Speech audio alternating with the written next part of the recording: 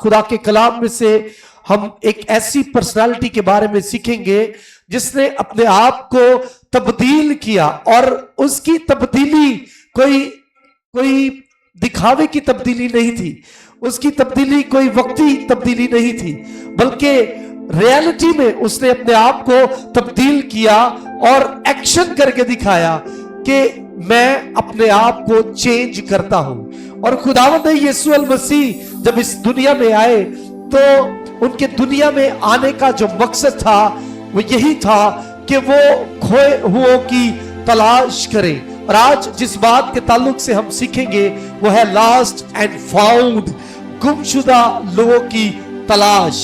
और यीशु मसीह के दुनिया में आने का मकसद जो था, क्योंकि कलाम फरमाता है कि इब्ने आदम खोए हुओं को ढूंढने और नजात देने आया है। क्या करने आया है? टॉपिक की तरफ बढ़ेंगे। तो दुनिया में ऐसे लोग भी हमें मिलते हैं, तो आज वो जो गुम हो गए हैं उनको तलाश करना। तो यीशु मसीह का दुनिया में आने का मकसद ही यही था। खुदा यीशु मसीह एक खास मकसद के लिए दुनिया में आए कि सलीब पर जान का कफारा देकर बहुतों को बचाए, बथेरों को बचाए। और उनके आने का मकसद यही था कि आसमानी बाप के साथ बहुतों की सुलह कराए, और बाप के साथ वो मिलाप जो इंसान का रिलेशन जो टूट चुका था, उस रिलेशन को खुदा के साथ बहाल कर सके। और उनके आने का मकसद इंसान के लिए यही था कि बाप के साथ उनकी सुलह करा सके। Hallelujah, hallelujah. आज वो लोग जो भटके हुए हैं, आज वो लोग जो गुमशुदा है, आज वो लोग जिनका बाप के साथ कोई रिश्ता नहीं है, आज खुदावंद यीशु मसीह उनकी बहाली के लिए आए हैं। Hallelujah, hallelujah. तो आए बाइबल मुकद्दस में से हम सीखेंगे मुकद्दस लूका तबीब की मार्फत लिखा गया इंजीली बयान। उस लोग हकारत की निगाह से देखते थे, जिसे लोग पसंद नहीं करते थे, और यहूदी अक्सर इनके बारे में गलत राय रखते थे। आए इस शख्स के बारे में सीखते हैं कि खुदा का कलाम इसके बारे में क्या फरमाता है। मेरे साथ निकालिए मुकद्दस लूका तबीब की मार्फत लिखा गया अंजीली बयान। Hallelujah church, hallelujah. मैं चाहता हूं आपको एक्टिव रखूं। जिधर रजाई चो निकल के आने ना तो बड़ी सुस्ती चढ़ी होती है, लेकिन मेरा ईमान है आज आप खुदा के कलाम की बातों को सीख कर जाएंगे। आए मेरे साथ निकालिए खुदा के कलाम में से लूका तबीब की मार्फत लिखा गया अंजीली बयान 19वां बाब और उसकी पहली 10 आयात। मैं गुजारिश करूंगा हमारे दरमियान प्यारी बहन नसरीन बैठी हुई है, वो सामने आए और कलाम पाक की तलावत को पढ़ने में रहनुमाई करें। वो यरू में दाखिल होकर जा रहा था, और देखो ज़कई नाम एक आदमी था जो मसूल लेने वालों का सरदार और दौलतमंद था। वो यीशु को देखने की कोशिश करता था कि कौन सा है, लेकिन भीड़ के सबब से देख ना सकता था, इसलिए कि उसका कद छोटा था। बस उसे देखने के लिए आगे दौड़कर एक गुलर के पेड़ पर चढ़ गया, क्योंकि वो उसी राह से जाने को था। जब यीशु उस जगह पहुंचा तो ऊपर निगाह करके उससे कहा, आए ज़कई जल्द उतरा, क्योंकि आज मुझे तेरे घर रहना जरूर है। वो जल्द उतरकर उसको खुशी से अपने घर ले गया। जब लोगों ने यह देखा तो सब बुड़बड़ाकर कहने लगे कि वो तो एक गुनाहगार शख्स के यहाँ जा उतरा। और ज़कई ने खड़े होकर खुदावंद से कहा, अये खुदावंद देख, मैं अपना आधा माल गरीबों को देता हूँ, और अगर किसी का कुछ ना हक लिया है तो उसको चुगना अदा करता हूँ। यीशु ने उससे कहा, आज इस घर में नजात आई है, इसलिए कि ये भी इब्राहिम का बेटा है, क्योंकि इब्ने आदम खोए हुओं को ढूंढने और निजात देने आया है। खुदा का पाक कलाम पढ़ा और सुने जाने पर उसकी बरकत हो। खुदावंद का शुक्र हो, आमीन। आज जिस मौजू पर हम बात करेंगे, सीखेंगे, वो है लास्ट एंड फाउंड। वो जो गुम हो गए हैं उनकी तलाश करना। ये पैसेज जो हमने पढ़ा है, हम अक्सर इस पैसेज को बचपन से सुनते आए हैं। संडे स्कूल्स के अंदर बताया जाता है कि जकाई जो है वो छोटे कद का शख्स था और यीशु को देखने के लिए ये गुलर के पेड़ पर चढ़ गया। और ये बड़ी इंटरेस्टिंग स्टोरी है और एक्शंस के साथ हम इसे देखते हैं कि इसको एक्ट किया जाता है, दिखाया जाता है कि एक शख्स जो यीशु से मोहब्बत रखता था, उसके बारे में जानता था और उसको देखने की ख्वाहिश रखता था, और जब पता चलता है तो वो एक्शन करने के लिए तैयार होगा, उसकी कोई परवाह नहीं की। और इस स्टोरी को हम बचपन से सुनते आए हैं। तो आज हम सीखेंगे कि खुदावंद यीशु मसीह जो है वो हमें इस पैसेज से क्या सिखाना चाहते हैं। गुमशुदा लोगों की तलाश, वो जो गुम हो गए हैं उनकी तलाश।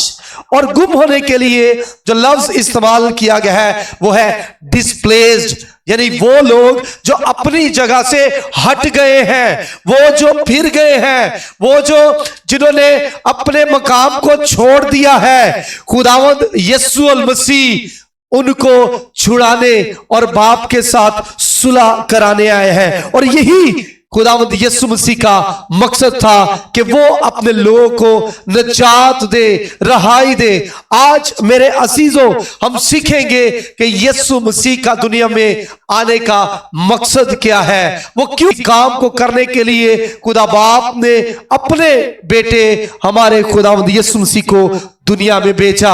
और दुनिया में भेजने का मकसद यही था कि वो उन लोगों की तलाश करे जो गुम हो गए हैं और उनकी तलाश करके उनकी जिंदगी में निजात के काम को पूरा करे। और ये इलाका जिसे यरू के नाम से पुकारा जाता है, यीशु मसीह का यहां से गुजर होता है। अब ये इलाका कैसा था? ये इलाका ऐसा था जहां पर अमीर तरीन सोसाइटी के लोग रहते थे। कैसा इलाका था? अमीर सोसाइटी के लोग, जिवें साडे भी इत्थे सोसाइटियां बनिया है ना, हाँ, डिफेंस वाले लोग रहते ने, उत्थे गरीब ते नहीं ना लोग रह सकते। तो ये सोसाइटी ऐसी थी जहां पर अमीर लोग रहते थे, और अमीर लोगों के साथ साथ ये एक ऐसी अमाजगाह थी, ये ऐसी जगह थी जहां पर डाकू भी रहते थे और उन्होंने अपने निशान बना रखे थे। अमाजगाह का मतलब है ऐसे मुंतखिब चुनिंदा जगह जहां पर निशान लगाकर, घात लगाकर डाकू बैठते थे और लोगों को वो लूट लेते थे। लेकिन इसके साथ साथ ये सोसाइटी ऐसे लोगों की भी जगह थी जहां पर लोग मांगते थे, फकीर थे, और फकीर लोग जहां पर आते और मांगते। और ऐसी उनकी मुलाकात एक ऐसे शख्स से आज होनी है जो महसूल लेने वालों का सरदार है, लीडर है उनका, जो टैक्स कलेक्टर है उनका सरदार है।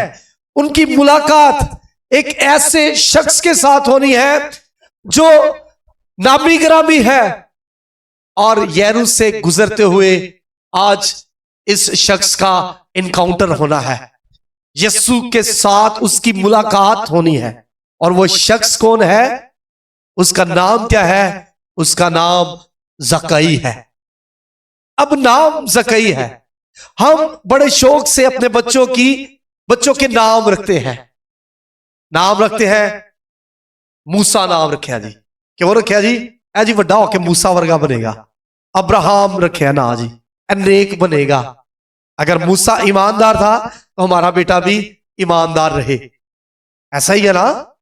हम बच्चों के, मैंने भी अपने बेटे का नाम रखा योहनान, हाँ, ताकि ये खुदा का मुशीर ठहरे, ये अच्छा लीडर बने, इसलिए नाम रखते हैं ना। नाम का इंसान की जिंदगी के अंदर बड़ा किरदार है और ये सारी उम्र उसके साथ साथ रहता है। इसलिए असी बड़ी सोच समझ के ना रखने, इंजी है ना, बोलो ऐसे ही है ना, हम सोच समझ के नाम रखते हैं। तो इसका नाम भी बड़ा सोच समझ के इसके पेरेंट्स ने रखा। अब इसका नाम जकई था, ऐ नहीं कि इन्हें कद नूं वेख के इन्हें नाम रखा गया, नहीं, ऐसा नहीं है। अब इसके नाम के 3 मतलब निकलते हैं। पहला मतलब जो है वो जस्टिफाइड, वो सादिक ठहराया गया, इसके नाम का मतलब है। पहला इसके नाम का मतलब। दूसरा जो है वो इनोसेंट है, जकई का मतलब इनोसेंट, मासूम। और तीसरा जो है वो प्योर, पाक। और ये तीनों इसके नाम के मतलब है। अगर इसके काम को देखें तो इसके नाम के बिल्कुल बरक्स, उलट। इसके काम ऐसे नहीं थे। और बुजुर्ग इसलिए नाम रखते थे कि हमारा बच्चा वैसा ही हो। लेकिन यहां पर इसका नाम जकई है, इसके नाम के मायने कुछ और है, लेकिन इसका काम कुछ और है। आज हम बड़े शौक से बच्चों के नाम रखते हैं, तो लेकिन जब बच्चा वैसा नहीं निकलता तो क्या उसके बारे में लोग अच्छी बातें करते हैं? मैंने घर देखा और बड़ा करीबी घर, वहां पर बच्चों के नाम जरमाया रखा, उनका नाम मूसा रखा। और कई दफा पेरेंट्स क्या करते हैं, ना ते रह लेंदे ने लेकिन उनके मुताबिक उनकी परवरिश नहीं करते। घर च उन्होंने गाला काढ़ने ते ना मूसा है, यरमिया है, इलाइजा है, पता नहीं केड़े केड़े असी पाक ना चुन के और ना रख लेने, लेकिन हम उनकी परवरिश अच्छे तरीके से नहीं करते। ते कहने पता नहीं केड़े स्कूल जाता है, ये यारा दोस्तां नाल उठता बैठता है, ऐसे लिए गलत सोसाइटी वाल जाना। अरे नहीं, ऐसा नहीं है।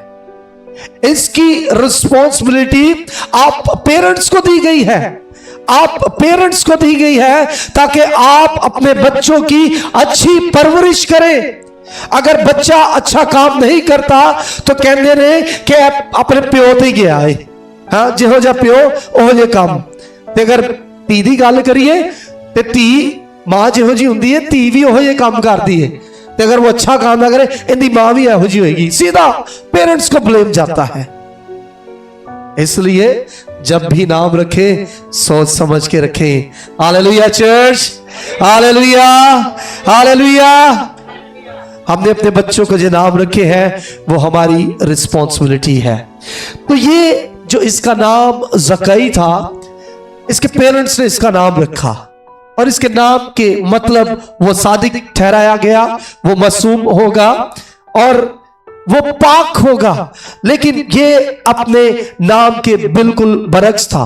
ये सादिक होने की बजाय नाराजगी की चाल चल रहा था। ये मासूम होने की बजाय देखें इसकी जिंदगी के अंदर इल्जाम ही इल्जाम था, इल्जाम से भरी हुई कि ये लोगों का माल खाता है, ये ठग है, ये चोर है, ये डकैत है, क्योंकि ये लोगों से रुपया पैसा बटोरता है। झूठ की बिना पर लोग इल्जाम लगाते थे महसूल लेने वालों को, ये तो इनका सरदार था। इसलिए इसका दिमाग बड़ा तेज था और कई लोग इन्हें इस नाम से पुकारते थे, ये डाकू है।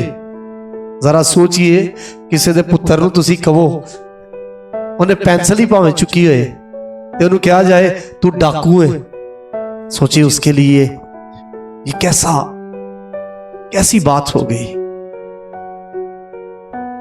ये शख्स मुआशरे के अंदर ऐसा जाना जाता था। दूसरे लफ्जों के अंदर ये डाकुओं का सरदार था, जिसको आज मेरे और आपके खुदावंद यीशु अल मसीह ने मिलना था। और ये नापाक जिंदगी गुजार रहा था क्योंकि अपने नाम के बिल्कुल बरक्स जा रहा था। ये आज जो कमिश्नर है ना, टैक्स कमिश्नर, उसका ओहदा इस लेवल का था। ये टैक्स कमिश्नर था। जरा सोचिए इसकी ठाट बाट, हाँ गड्डी मिली होगी, 2-4 बॉडीगार्ड भी नाल होंगे। भाई पैसे वाला मालदार बंदा है ना, तो 3-4 गार्ड भी रखे होंगे। आजकल किसी को 4 पैसे आ जाते हो की करता है, हाँ चंगी गड्डी, सिक्योरिटी गार्ड, ऐसा शख्स था ये। अगर मेरे को 4 पैसे आई हैं तो पता नहीं की होएगा। आज हमारा किरदार कैसा है, हम किस तरह की जिंदगी गुजार रहे हैं, हमारी ठाट बाट आन शान क्या है, लोग हमारे मुतालिक कैसी बातें करते हैं, लोग हमें किस नाम से पुकारते हैं, हमारा नाम क्या है, हमारी माशरे के अंदर पहचान क्या है, हम कौन लोग हैं, किस नाम से जाने जाते हैं।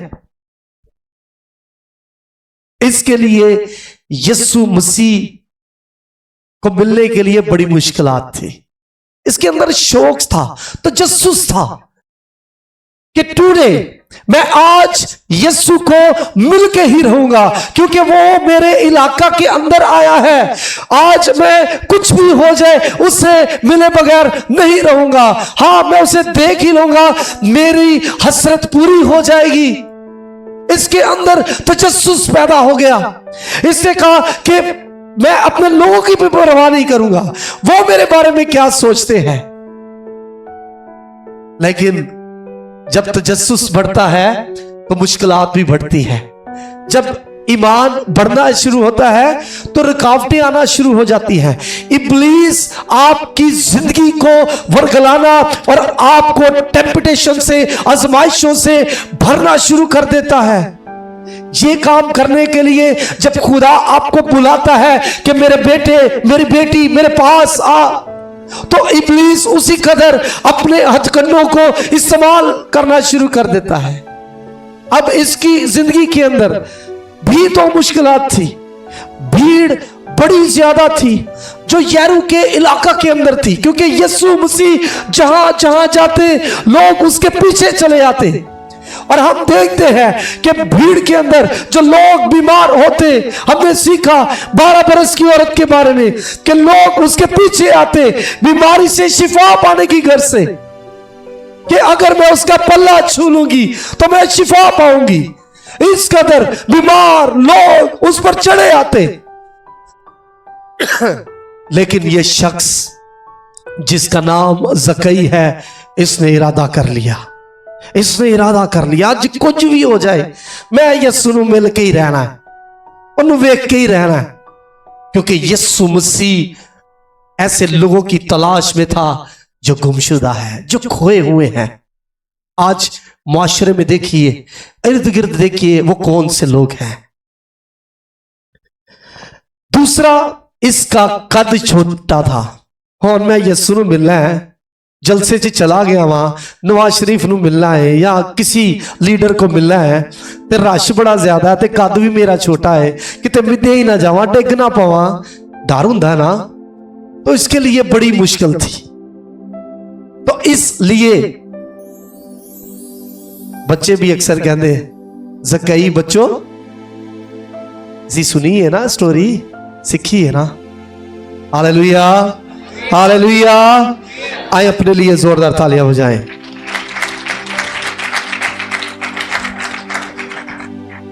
रश इसकी रुकावट ना बन सका, कद इसकी रुकावट ना बन सका।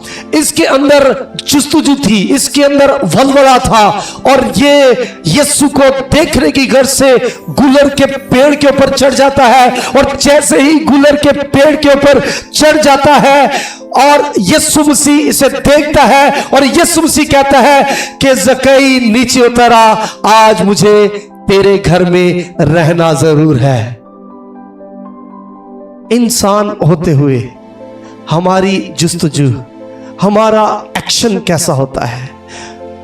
क्या हम कभी यीशु मसीह के मिलने की गर्ज से अपने घर से निकलते हैं? हमने अपने कदम को उसकी चाहत के लिए बढ़ाया है? हमने कुछ पाने की गर्ज से अपने आप को उसे दिया है? महसूल ले नीचे उतरा। अब यहूदी इनके बारे में क्या सोचते थे? उनकी राय क्या थी? वो कहते थे, These people are people of the land, ये जमीनी लोग हैं, हम यहूदी जो हैं आसमानी लोग हैं, ये जमीन के लोग हैं, क्योंकि ये गुनाहगार हैं।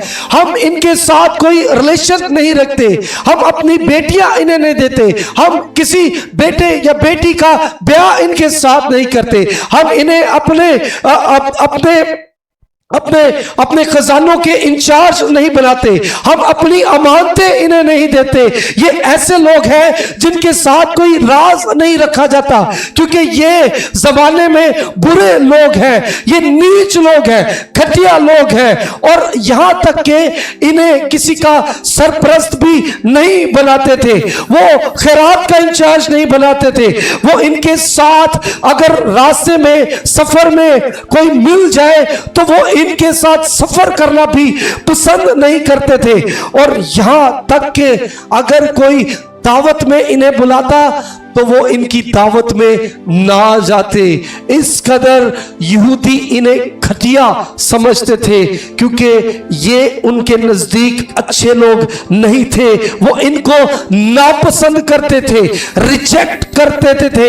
ये लोग ऐसे थे जिन्हें रद्द किया हुआ समझा जाता था। लेकिन एक अहम सवाल, वाई, क्यों यीशु इस इलाका से गुजरा, ये एक इलाही मंसूबा था, क्योंकि खुदावंद ने यीशु मसीह यरू के अंदर इसलिए आए। हम देखेंगे मुकद्दस इफ्सियों के खत में कि यीशु मसीह के इस दुनिया में आने का मकसद क्या था, और वाई, क्यों यीशु मसीह यहां से गुजरे। आए मेरे साथ निकालिए इफ्सियों के खत को, इफ्सियों पहला बाब उसकी चौथी आयत। यहां लिखा है कि हमको उसने बनाए आलम से पेशतर चुन लिया, उसने हमें चुन लिया है। आज मैं और आप इस जगह पर इसलिए हैं क्योंकि हमारा यीशु के साथ इनकाउंटर हो चुका है, हमें यीशु ने बनाए आलम से चुन लिया है। We are the chosen people since eternity, हम अज़ल से मुंतखब लोग हैं, उसे हमें चुन लिया है। इसलिए यीशु मसीह यरू से गुजर रहे थे, इसलिए उन्होंने जक्कई को देखते ही उसे अपने पास बुला लिया। यीशु इसलिए उधर आए, और दूसरी वजह कि यीशु वहां क्यों आए, क्योंकि वो बदकार लोगों को, गुनहगार लोगों को, वो जिन्हें कोई नहीं पसंद करता, वो जो जमाने के रद्द किए हुए लोग हैं, वो जिनकी माशरे के अंदर कोई इज्जत नहीं है, खुदा बाप के साथ उनका मलाप नहीं है, इसलिए यीशु मसीह इस दुनिया के अंदर आए, और इसलिए उनका गुजर वहां से हुआ कि वो इन लोगों का रिश्ता, इन लोगों का मिलाप बाप के साथ करा सके। इसलिए खुदावंद यीशु मसीह का गुजर वहां से हुआ। और जब यीशु गुजर रहे थे तो जक्कई ने जब गुलर के पेड़ पर चढ़ गया तो उसका दीदार करने की गर्ज से जब वो चढ़ गया तो हमने देखा, यहां पर लिखा है 6ठी आयत के अंदर, वो जल्द उतरकर 5वीं आयत में, जब यीशु उस जगह पहुंचा तो ऊपर निगाह करके उससे कहा, ए जक्कई जल्द उतरा, क्योंकि आज मुझे तेरे घर रहना जरूर है। और उसका रिएक्शन देखिए, वो जल्दी से नीचे उतर आया, जक्कई जल्दी से नीचे उतर आया, और जब नीचे उतर आया तो यीशु मसीह उसको अपने साथ लेकर उसके घर चले गए। अब यहां पर भी एक क्वेश्चन मार्क आ जाता है मुआशरे के लिए। यहूदी तो पहले ही इन लोगों को पसंद नहीं करते थे, अब यीशु मसीह पर सवाल आ गए कि ये कैसा शख्स है जो गुनहगारों के साथ खाता पीता है, उनके घर जाता है।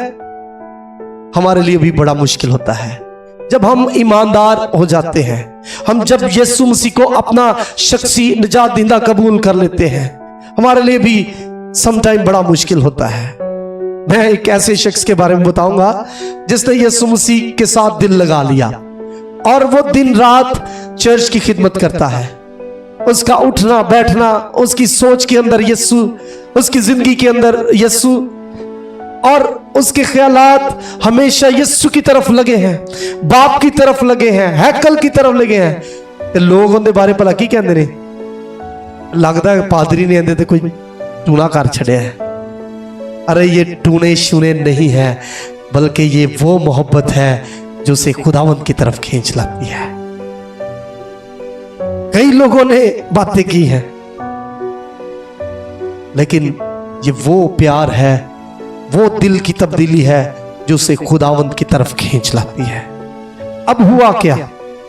जब ये शख्स जिसका नाम जकई है, क्योंकि इब्ने आदम खोए हुओं को ढूंढने और क्या करने आया है? निजात देने आया है। लोगों ने कहा ये टैक्स कलेक्टर है, ये अपनी मर्जी के टैक्स लेते हैं।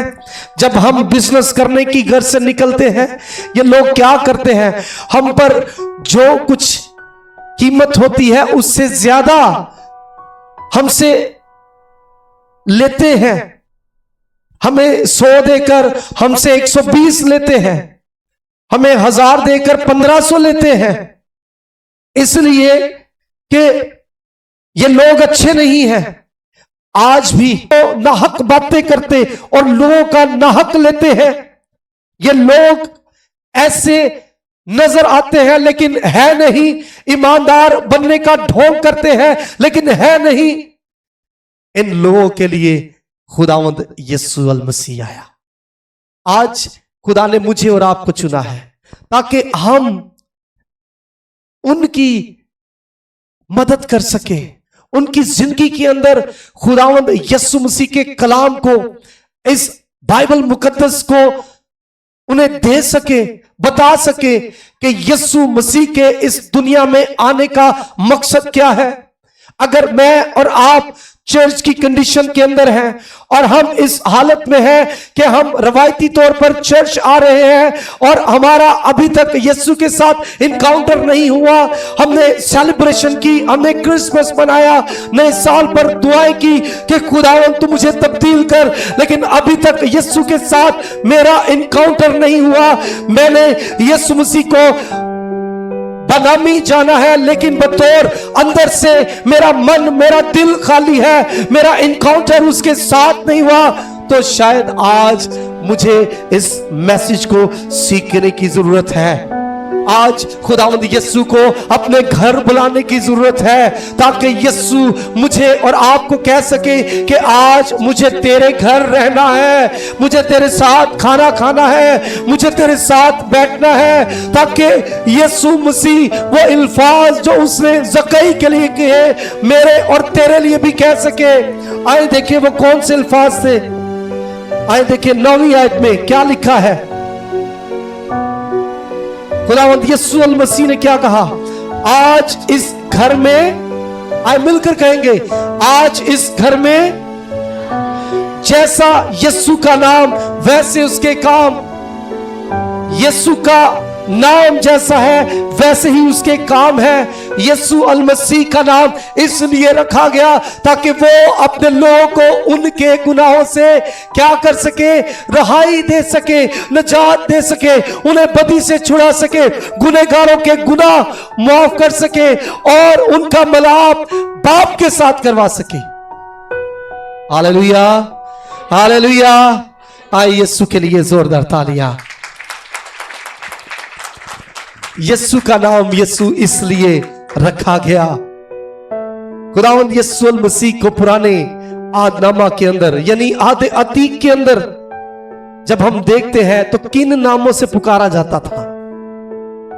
बाइबल मुकद्दस के अंदर लिखा है कि वो यशुआ है, अब्रानी में, जिसका मतलब वो मददगार है। और वाकई ही वो मददगार है। हम देखते हैं दानियल की किताब के अंदर जब मुश्किलात मुश्किल हालात आ जाते हैं, ईमानदार लोग जब मुश्किल के अंदर फंस जाते हैं, ईमानदार लोग जब आजमाइश में गिर जाते हैं, तो इलाजादा की सूरत में खुदावंद यीशु मसीह उतर आते हैं। जब सदरक मिसक अबदनजू आग की भट्टी में उन्हें डाल दिया गया कि इन्हें जला दो, तो वहां कौन आया? वहां मददगार आया, वहां यीशु मसीह आए इलाजादा की सूरत में। वो मददगार है, वो मदद करने के लिए आया।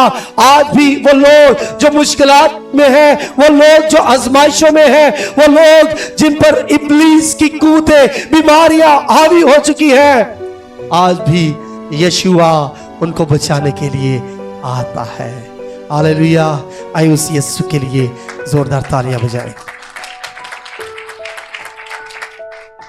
क्योंकि वो मेरा और आपका मददगार है।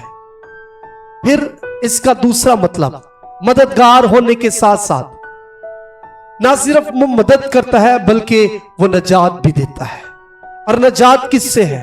नजात गुनाह से है, नजात इब्लीस से है, नजात बीमारियों से है, नजात खुदा के अबदी कहत से है।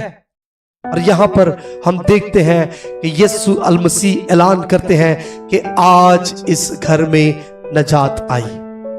अगर इससे पहले तेरे घर के हालात तब्दील नहीं हुए, तेरी जिंदगी तब्दील नहीं हुई, तो आज जकई के इस पैसेज के वसीला से, इस पैराग्राफ के वसीला से हम अपनी जिंदगियों पर गौर कर सकते हैं। हम यीशु के साथ मुलाकात कर सकते हैं। इससे पहले हम देखते हैं कि एक ऐसा शख्स जो महसूल लेता था, यीशु की मुलाकात उसके साथ हुई और उसे भी यीशु ने कहां पाया? एक ऐसी जगह पर जहां पर वो कलेक्शन कर रहा था। यीशु ने कहा कि मेरे पीछे चले आ, और उसने क्या किया? उसी वक्त अपना सब कुछ छोड़ दिया और उसके पीछे हो लिया। अब जकई, जिसका नाम जकई था, जिसके नाम का मतलब सादिक था, जिसके नाम का मतलब इनोसेंट था, जिसके नाम का मतलब पाक था, वो जकई जो इसके बरक्स काम कर रहा था, जब यीशु ये कहता है कि आज इस घर में नजात आई, उसका रिएक्शन देखिए, वो कैसा काम करता है कि वो तब्दील हो जाता है और कहता है कि मैं जिसका लिया है उसे चौगुना अदा करता हूं, 4 गुना ज्यादा। यह है दिल की तब्दीली। जब इनकाउंटर हो जाता है, जब यीशु आ जाता है, तो इंसान का रिएक्शन बदल जाता है। हो सकता है हमारी जिंदगी इससे पहले कि हमने यीशु को कबूल नहीं किया, हमारी जिंदगी किस तरह की थी? शायद हम दुनियादारी के कामों में थे, लेकिन जैसे ही यीशु हमारी जिंदगी के अंदर आया, हमारी जिंदगी बदल गई, हमारा चाल चलन बदल गया। अब वो वैसा काम कर रहा है जैसा यीशु चाहता था। वो सादिक बन गया, वो इनोसेंट बन गया, और लोग देखकर हैरान हो गए कि ये कैसा शख्स है, ये क्या हो रहा है? ये तो कलेक्शन कर रहा था, ये तो हमसे ज्यादा पैसे वसूल कर रहा था, इसको क्या हुआ है? ये दीवाना हो गया है, ये पागल हो गया है। आज जो लोग उसे अपना लेते हैं, आज जो लोग जिनकी जिंदगी में यीशु आ जाता है, वो दीवाने हो जाते हैं। Hallelujah, hallelujah. इसलिए असी गीत गाने आ, दीवानिਆਂ ਨੂੰ ਕਾਦੀ ਪਰਵਾਏ, ਨਾਲ ਯਿਸੂ ਦੇ ਸਾਡੀ ਫਤਾਏ। ਤੇ फिर क्यों ना पहन लुडिया, वो लुडिया डालते हैं, वो भंगड़े डालते हैं। इब्ने आदम खोए हुओं को ढूंढने और नजात देने आया है। इब्ने आदम का क्या मतलब है? इब्ने आदम का मतलब वो जो कदीमुल अयाम है, वो जो अज़ल से है, वो जो बनाए आलम से पेशतर है। वो क्यों आया? इसलिए आया कि वो लोगों के दिलों को बदल सके, इसलिए कि अब्राहम का बेटा है, इसलिए वो उसकी फिक्र करता है। वो इसलिए आया ताकि लोग रहाई पा सके, वो इसलिए आया ताकि भटके हुओं को सही राह दिखा सके, इसलिए आया ताकि लोगों के दिल बदल जाएं, वो बदी को छोड़ दे। और वो इसलिए आया कि खोए हुओं को ढूंढे और उनको नजात दे। और नजात के भी 3 मरले हैं, हम सीख चुके हैं पहले। हमने नजात पाई है, हम नजात पा रहे हैं, हम नजात पाएंगे। पहली बात, क्योंकि जब कोई तौबा करके जिंदा खुदा के पास आता है तो वो नजात पाता है। वो यीशु मसीह के नाम पर बपतिस्मा लेता है, अपने गुनाहों का इकरार करता है। इट्स मीन वो नजात पाता है कि अब मैं पहले जैसा नहीं रहा। वो सादिक ठहराया जाता है, वो रास्तबाजी का उसे लिबास पहना दिया जाता है, वो सादिक हो जाता है।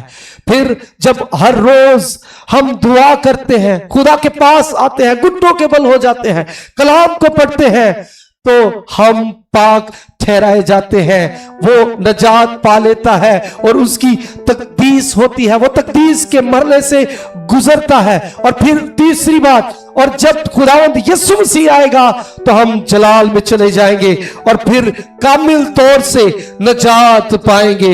मतलब ये हम सादिक ठहराए जाते हैं, हमारी तकदीस होती रहती है, तजल्ली में, नूर में हम दाखिल हो जाएंगे यीशु मसीह के साथ जब वो आएगा।